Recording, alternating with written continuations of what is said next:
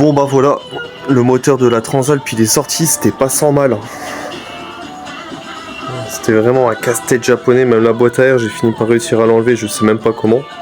En gros, je sais même pas comment je vais réussir à tout remonter, surtout si le châssis va être refait à neuf.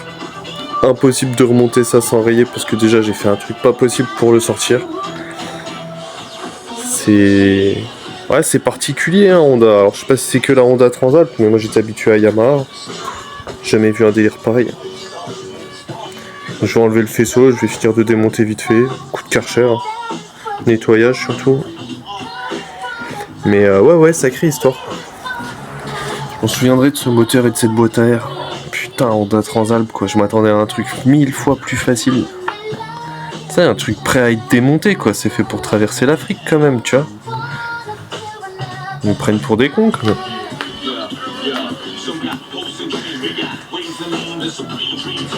Ah, et encore le téléfourche parce que de base en fait j'avais juste démonté les bâtons de fourche pour changer les soufflets. Puis c'est parti complètement en cacahuète. Hein. Franchement ça me donne envie de la vendre pour pièce, je te jure. Ça se trouve elle me rapporte 5 fois le prix en pièces. Bon j'exagère. Mais en vrai on pourrait refaire une bonne moto quoi. Et bon tu vois que tout a vécu quoi. Putain 100 000 km. Regarde-moi ça. Avec carbu. Pareil, ça a été une mission à sortir.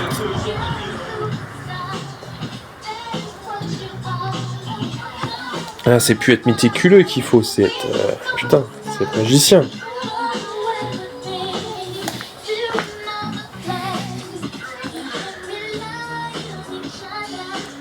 La Transalp. Tiens, elle a fait pipi la Transalp. Ça, c'était dans la boîte à air, donc pareil. On va se poser des questions.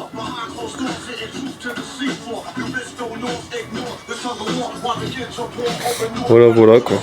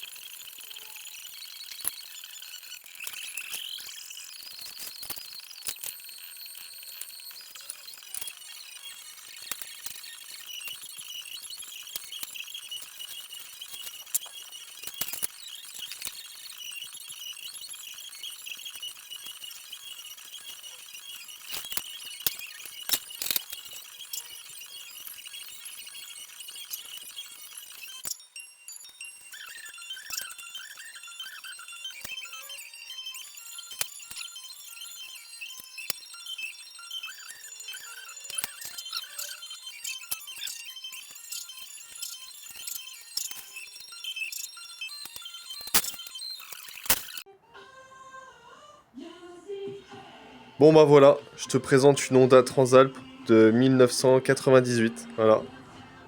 Roue avant, roue arrière, tout, tu vois, c'est une Transalp. Voilà où on en est mon gars.